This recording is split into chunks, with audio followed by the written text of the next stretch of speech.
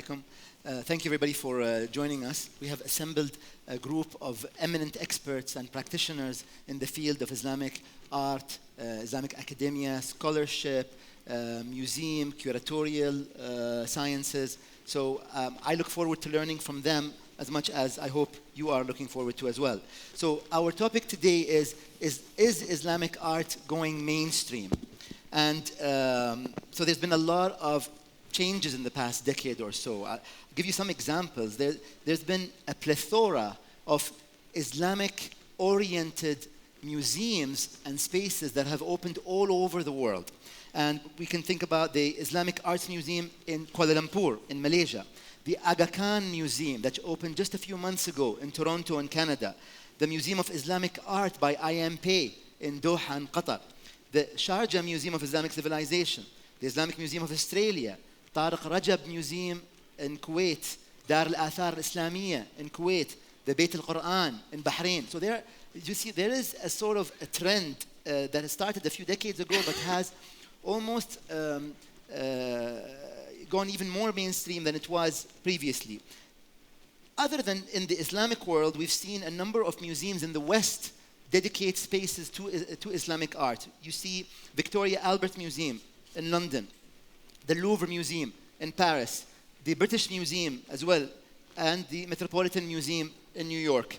Several major auction houses have dedicated Islamic art auctions twice a year.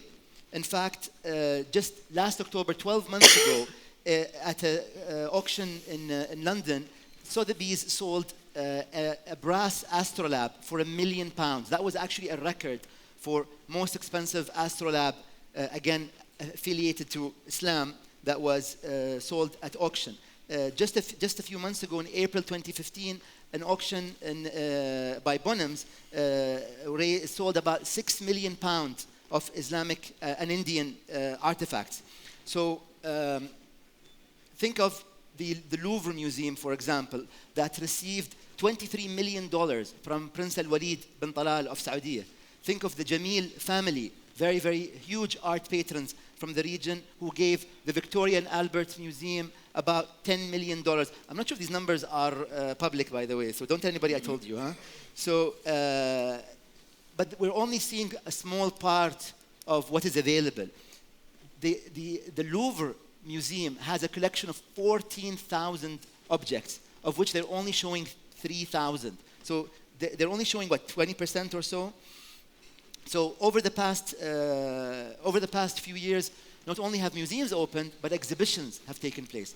But we're not only here to talk about Islamic art, which we understand as being miniature painting, metalwork, rugs and carpets, manuscripts, ceramics, jewelry and textile. But there's also been a huge Islamic design economy that you might have seen an exhibition in the main hall. There's been graffiti associated with Islamic art. I'm not sure if you can call graffiti Islamic, but at least there's some kind of affiliation, and we're happy to have one of the pioneers in that field present in the hall today. But enough of me. I want to hear from our own speakers. We have Ulrika Al-Khamis, who is a strategic advisor with the Sharjah Museum of Islamic Civilization.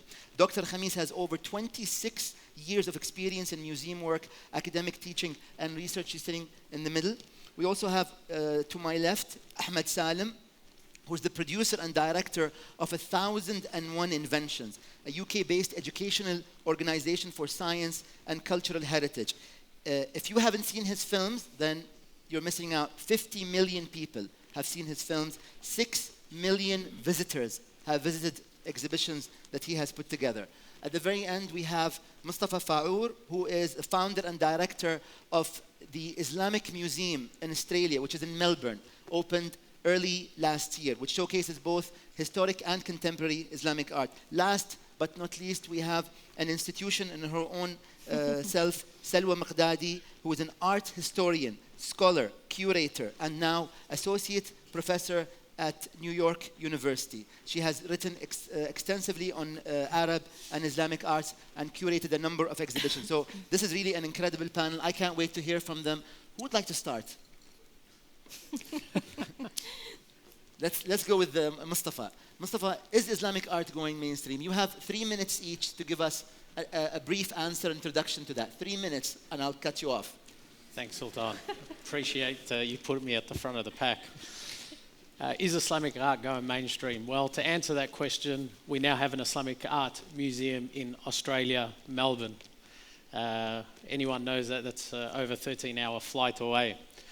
But really, what came about and how these museums are growing, and Sultan touched on these topics, and the number of museums in the Western world, let alone someone as far place as Australia.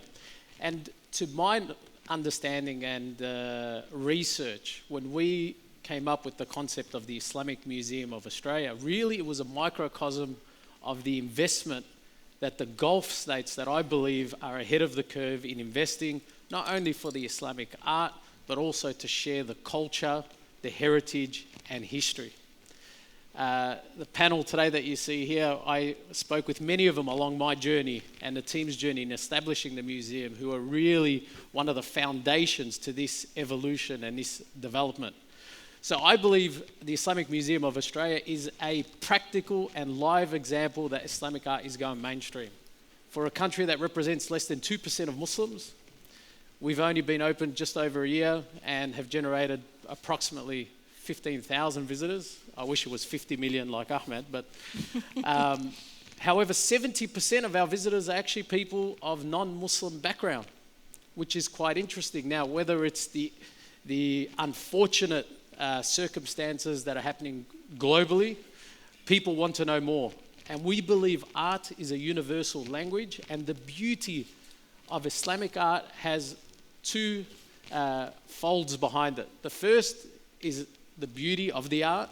The second is the educational component that the Islamic Museum of Australia believes can enhance social cohesion and community harmony, especially in minority Muslim countries. So while I'm ahead and Sultan hasn't given me the look, I'm going to cut there and pass it on to the next person. Thank you, Mustafa. Dr. Ulrika, is Islamic art going mainstream? In order to answer that question, we have to start with definitions. What is Islamic art and what is mainstream? You could argue that in some places Islamic art has always been mainstream, but let us just define a little bit more what Islamic art actually is, because Islamic art is something very different to a Muslim from what it might mean to a Western academic person. The discipline of Islamic art in academic terms, of course, was developed in the late 19th, early 20th century, largely by Western scholars, experts, connoisseurs, and collectors indeed. And when they started defining the field as it was defined according to their particular interests and by a very culture-conditioned view of the region. And at the beginning, of course, the interest was not at all focused on the religion or the culture or indeed the people, but it was focused on the artifacts in their own right and to their own end. So when we talk of Islamic art today, I think the definition has become much, much broader, has been watered down, and has also started causing a lot of confusion and anxiety around the edges. To a Muslim, of course, Islamic art is very easily defined because it is simply al-fan al-Islami. That means the art that is connected with the service to Islam or with the ritual of Islam. So we all have no problem defining a mosque as Islamic art, a prayer carpet as Islamic art, a carved Quran stand or indeed a Quran manuscript as Islamic art. So other items might exude the spirit of Islam. But as such, if we go down that route and we observe that definition, it is very much more limited than Islamic art is understood nowadays in international contexts. So we then come to mainstream. What is mainstream? If you are interested in calligraphy, for example, then somebody like Hafiz Osman, a very famous Ottoman calligrapher, is most certainly mainstream. But is he mainstream to us? Probably not. If we have one of the famous artists, let's say pioneer artists nowadays, to an Iraqi, Jawad Salim is most certainly mainstream, but only to those who know a little bit about Iraqi art, modern and contemporary, will ever have heard the name. So what I'm saying is that we really have to be very precise when we place our definitions, because every approach to both Islamic art and to mainstream depends on very specific contexts. Thank you, Doctor. Selwa, can you tell us, can you have your introduction to this Yes, panel? Dr. Ulrika already clarified the definitions, and I'll go further to say that art historian Sheila Blair and Jonathan Bloom, who are both leading researchers in Islamic art and has published extensively on the subject, have declared this definition or what was considered Islamic art as a misnomer, and that this definition is way too wide and in the scope, and that needs to be rethought. And so this is an ongoing debate now among art historians as is this how it should have been referred to at the end of the 19th century. At that time, at the end of the 19th century, about almost half a century had passed, and the artists from this region practiced what we now refer to as modern art. They actually were Islamic artists or from other religions from countries dominated predominantly Muslim, and have traveled to Europe to learn more about European Western techniques of oil painting. As far back as in the 1753 was one of the first artists who left to Europe to learn more about this new art. And when they came back, and particularly in the mid-1880s, there has been a lot of work done by these artists in portraiture and landscape and all that, but this was not studied by the West. This was considered by the West as an imitation of Western art and not as authentic. They wanted to see a distinctive art that is distinct from the West. They did not look at knowledge creation as a shared by all, as we now look at global art, for example. So unfortunately, for almost 2 centuries, the art production in the region of Islamic countries was not studied by European scholars.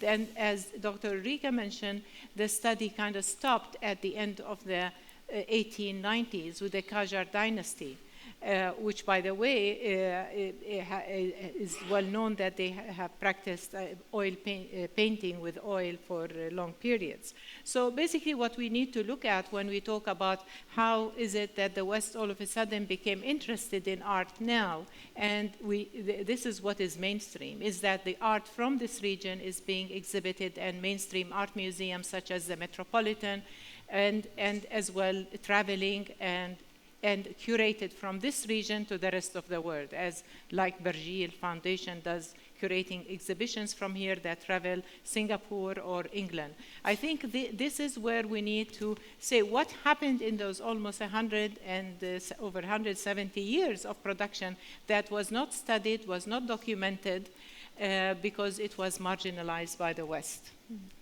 Super interesting. Do we have to be documented by others to acknowledge that we have an art industry? Ahmed, your 3 minutes start now. Thank you. Thank you for the opportunity to be here. Good turnout as well, and everyone's still awake after lunch. Maybe those at the back, I'm not sure. So, 1001 Inventions tries to build relevance and appreciation for Islamic and Muslim civilization. And I think these are 2 key ingredients that you need in order to have a thriving Islamic art industry. Because if you don't know where this artist has come from, if you don't appreciate his culture, his heritage, then how can you value his work? You know, how do you build value for art if you don't find relevance for it in today's world? So the key questions which we're asking is, how do we build appreciation? Now, if you want to be appreciated as a person, when you go for a job interview, what do? You give your CV. What does your CV say? It says, this is what I did, this is where I came from, this is where I was before. You try to present your credentials that then someone looks at and says, I appreciate and I value what this person has to offer.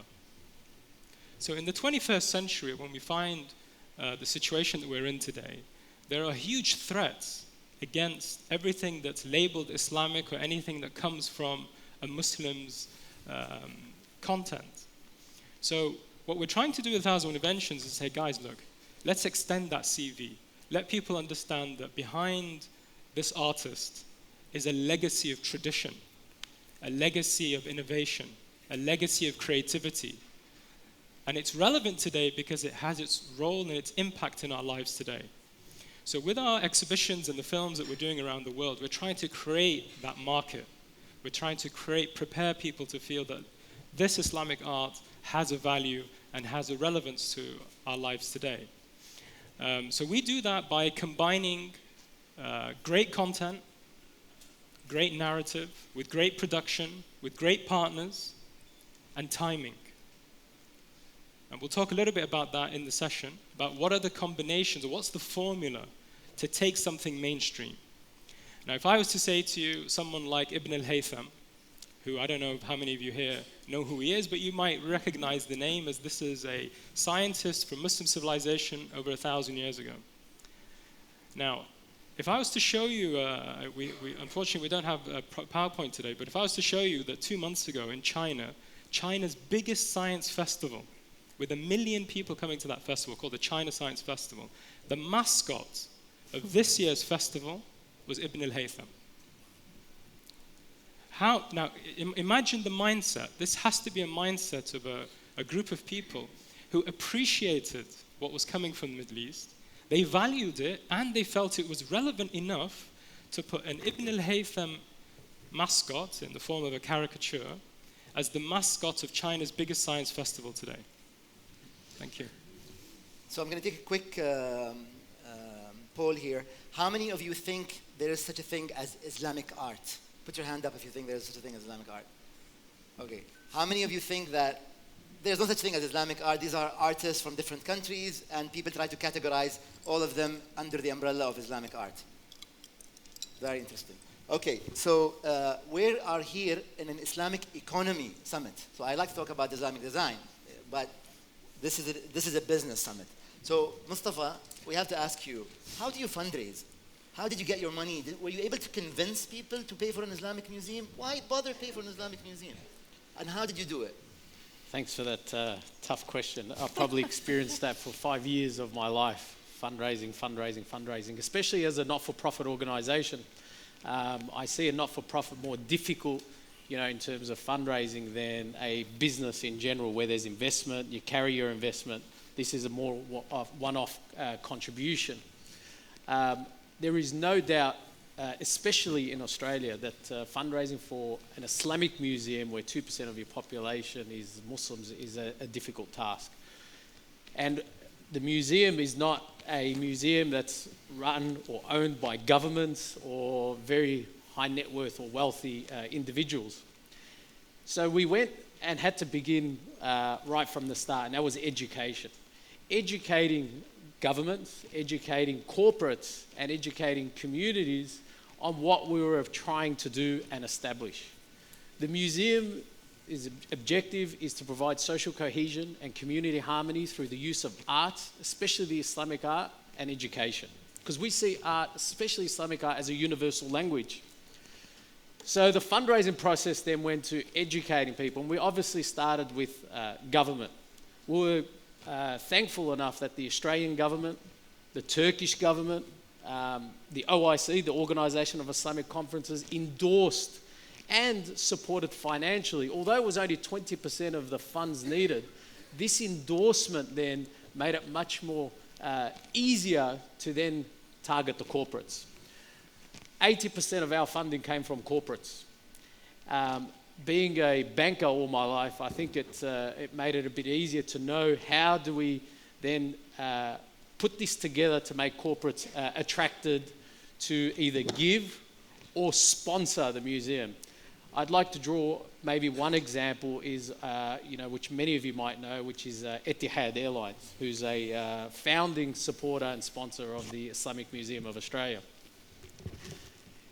We took the angle that not only is this your corporate social responsibility to support the education in the environment we're at, but also a return on your investment through branding. The museum will attract 15,000 people. It will provide you access to showcase your brand. So we named a workshop after them. It's called the Etihad Workshop. So they got clear, tangible return, as well as this feeling of giving for a greater cause. And then that went around. So 90% of the funding was supported by Australian companies. 80% of the total funding was by corporations, and 70% by corporation, 20% by governments, and 10% by the local community. So I want to take questions from the audience, but I want to ask you first in a poll, how many of you have been to the Islamic Museum in Doha? That's it? You guys need to go to museums, by the way. So, but it was designed by an American architect of Chinese origin. So just shows you that you don't have to be Muslim to create Islamic art. Ulrika, I just want to ask you quickly. I'm taking an audience question, by the way, after Ulrika. So prepare your questions. You work in a non-profit in a museum, but you have to work side by side with the commercial sector, auctioneers, collectors. What role do they play? Well, I mean, for us in the non-profit sector, of course, we have a very interesting and important role to play in terms of providing expertise and knowledge and education, and particularly in an objective and non-self-interested way. As far as our museums are concerned, for example, the collections themselves, the galleries, are there for people to come and study the objects in order to learn and to gain more knowledge about the field of interest or the field of collecting. Because if you want to be a successful collector, then that is only possible if you actually have a broad intellectual knowledge about the field that you want to collect in, because only that way can you, at the simplest level, distinguish the dud from the worthy object and the original item from a fake, of which there are increasingly many around as the Islamic art market is taking off. Who verifies the authenticity of Islamic art objects? Who checks? Well, I mean, in our museum context, that's our bread and butter. Mm-hmm. So, and because, of course, we have many years of experience in terms of researching objects and visiting other museums' collections and knowing physically thousands of objects, we kind of develop an eye for whether something is authentic and right or not. If somebody here wants to buy an Islamic artifact, where do they take it to check that this is an original or a fake? Well, I mean, auction houses do provide that service. To regular collectors? You don't have to be a huge collector? No, I don't think so. I mean, if you are interested, I mean, first of all, in the commercial sector, of course, it is upon the auction houses to check the authenticity of their artifacts. And they do have safety clauses where some houses have, for example, a 5-year return policy should the items turn out not right. Okay. You know, for different reasons, not only in terms of fake or authentic, but whether it was obtained legally or illegally, and so on. Okay, we're going to take a question from the audience. So I want a question from over here, the lady over there. You have 10 seconds to ask your question. 8, 7. Alaikum salam. How are you? Go ahead. No, I wanted to ask a question about the disconnect between Islamic history, and the school books, because... Got the question. So what is the disconnect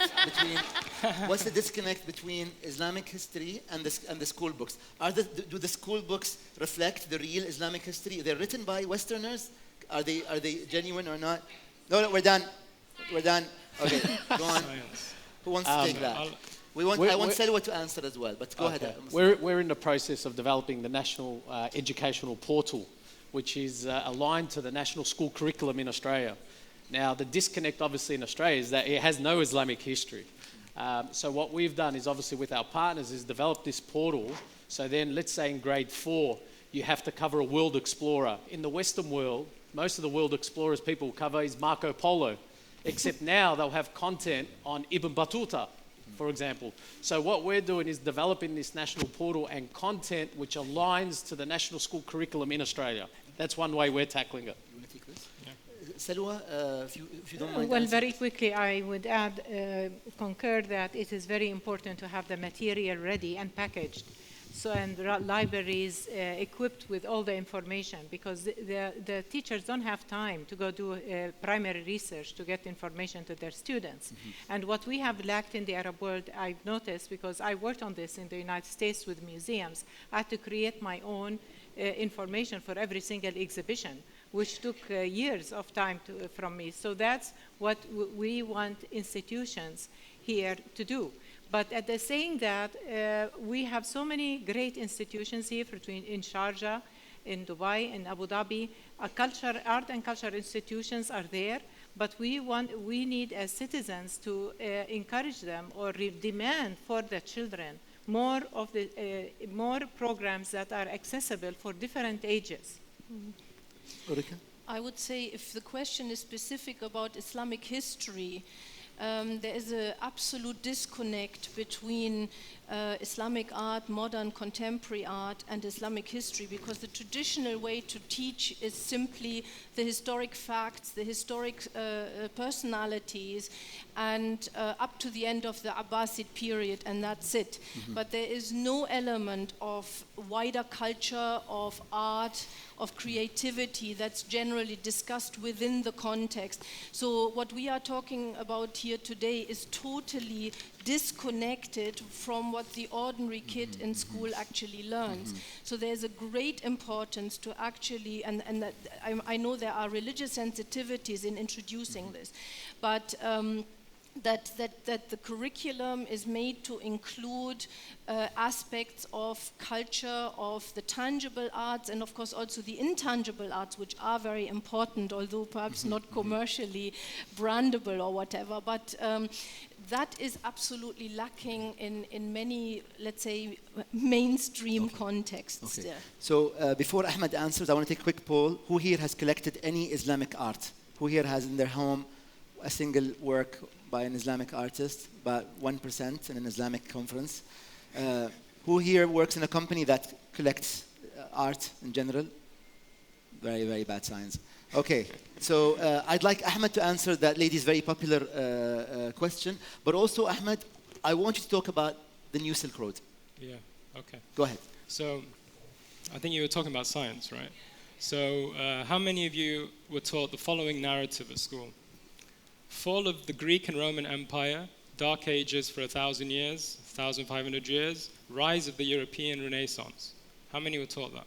Okay, that's what I was taught. My school book was Aristotle, Ptolemy, Galen, and then it went from there. The next page was Isaac Newton, Galileo. There was a total gap. There was no Chinese, there was no Indian, there was no African, there was no Turkic people, there was no Arab civilization and Muslim civilization. So when you create a generation of people who read that, whether it's in the Middle East or anywhere else in the world, what kind of appreciation will that person have towards Muslim civilization?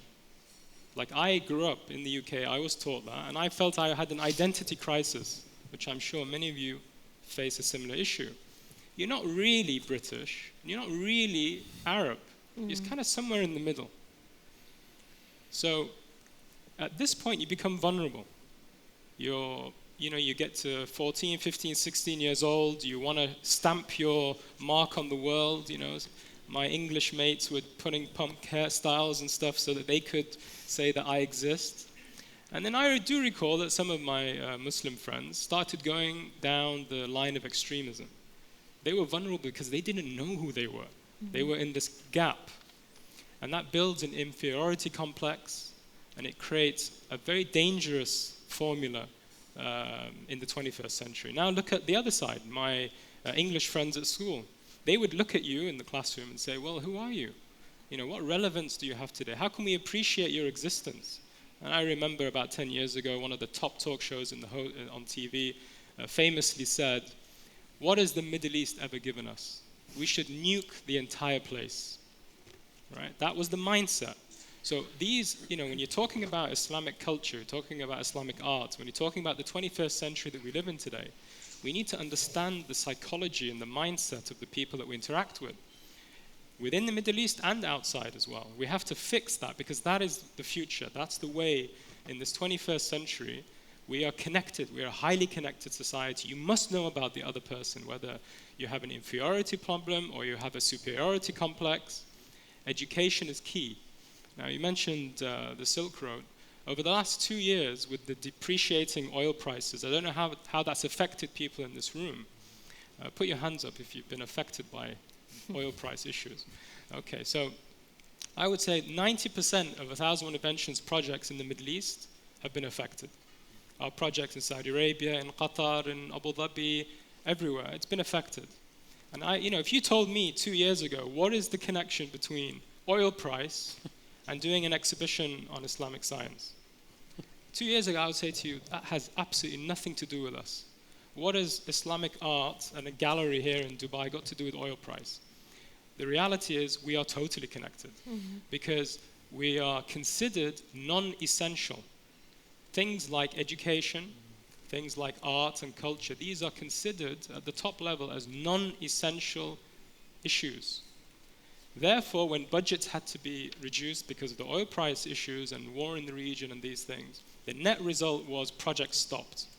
So we started looking elsewhere. It was like, okay, there's a temporary kind of freeze here in the Middle East where we're not getting much deals happening with sponsors and governments. We looked elsewhere.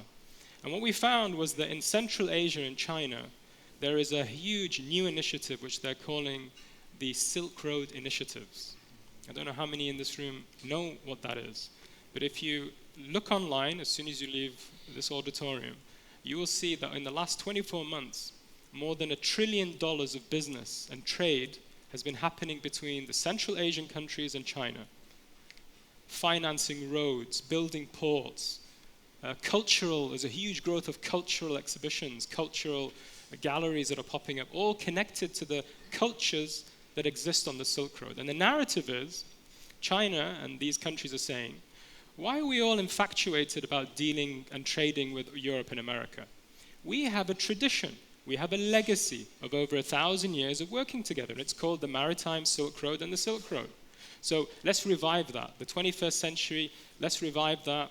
Let's create a new economic hub. Let's bring our identity to the world. When we traveled over there to meet with ministers of culture across the region and ministers of education, this is exactly what they said. They said, look, if you could do for us what you guys are doing for Muslim civilization, then we're ready to sign deals with you right now.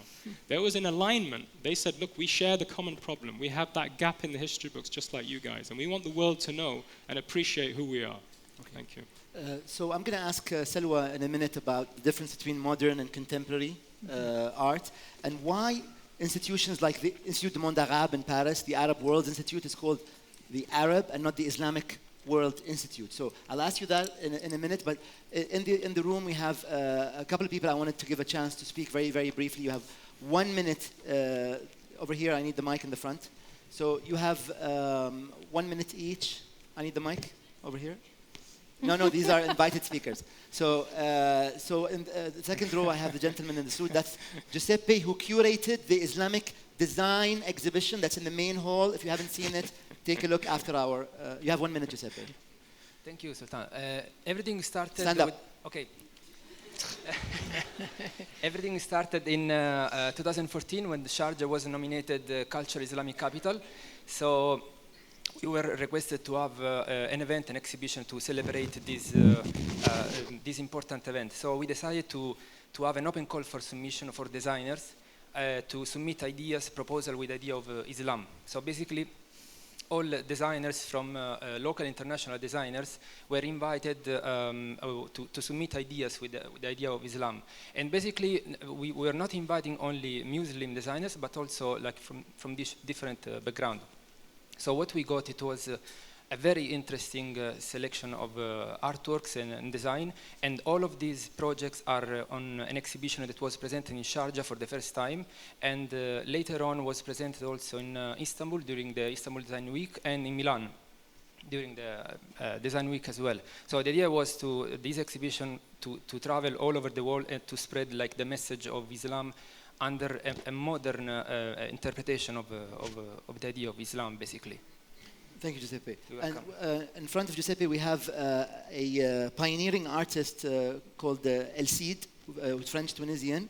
And Giuseppe, El Cid, can you tell us a little bit about, your work as a calligraphy artist, bringing together calligraphy and graffiti under the Islamic theme? I'm not sure if that's right and fair to categorize you there, but you have a minute. So actually, my art was born, I think, out of an identity crisis. So I was born and raised in Paris.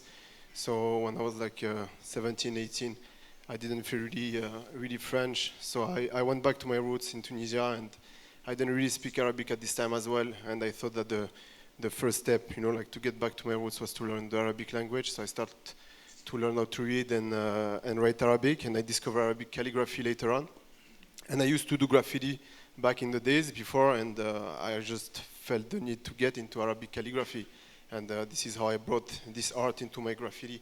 And I developed a kind of style that I'm trying to actually put all over the world now.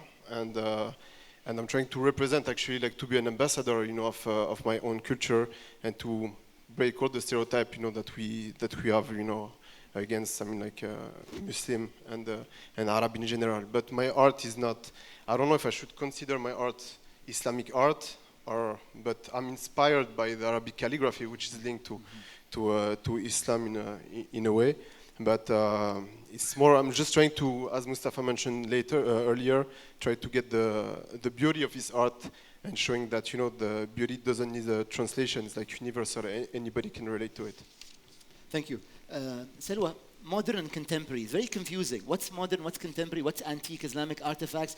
There's too many words that we don't understand. Please decipher them for us. In 2 minutes? You have okay. 2 Well, minutes. very quickly, I just want to go back to education. I just want to say, if we don't write our history, others will. Well done. And that's really what happened in art. We have very few young people majoring in the history of Islamic art. So mostly they are non-Western, actually. Even if you go to Indonesia and Malaysia, it's a similar situation. So I encourage many to also look at the classical Islamic art and also look at what's happening now in contemporary and modern. Could easily connect both. There is so much going on here. And this all actually started in around 1967, after the war, when many modern Arab artists were enchanted with Arab nationalism, started looking at their roots or asala. And they started experimenting with calligraphy, modernizing it, abstracting it, looking at it. This was what we refer to as hurufiyya, which is part of what is modern, at least in this region, the Arab world. Then we didn't hear about any relationship with Islamic art for some time until September 11, when there's all of a sudden a major interest in art of the Islamic world from people who don't have the right education about this region of the world. In the West, they knew very little about neither contributions to science nor other. So to them, it was Islamic art where you were not able to do figurative art, so it was very limited. But what came on the scene is art that was concerned with contemporary issues. And many of these artists, like El Cid, went back to their roots and looked at calligraphy. Others looked at miniature. For example, Shazia Iskandar, a Pakistani artist, who actually learned the proper formal techniques of miniature in Pakistan at a university, and then she started to experiment. So the difference is here between what we know in the past is that we had a more formal guidelines for producing art of the 18th, 17th century that we refer to as Islamic, While now in the contemporary, the artists are free to experiment, use different techniques, like Shazia Iskandar now is using video art, incorporating miniature in video art in very creative ways. So this is what we need to look at, and the Jameel Prize is actually rewarding those who whose art practice actually is inspired by art. The question as why the Institut du Monde Arabe is referred to as Arab and not Islamic is because they also they look at the Arab world's history from ancient times to the present. So there is art, pre-Islamic art is part of their collection, as well as art. And remember, it was founded in the 1980s when this notion that the modern can also be Islamic and this kind of definitions were not there.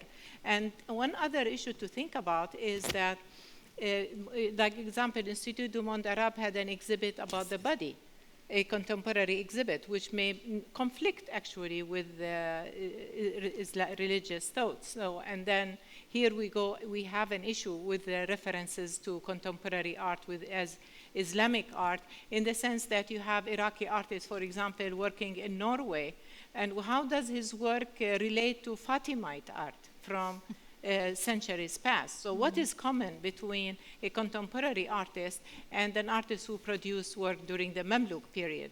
What is the commonality? So we need to be really careful and know that there are many ways we can describe art of the contemporary period. It's a global art that is influenced by many cultures maybe, and all kinds of techniques are used, and therefore we need not, and the artists would tell you, we do not like to be categorized or ghettoized into narrow classifications. We want to be free.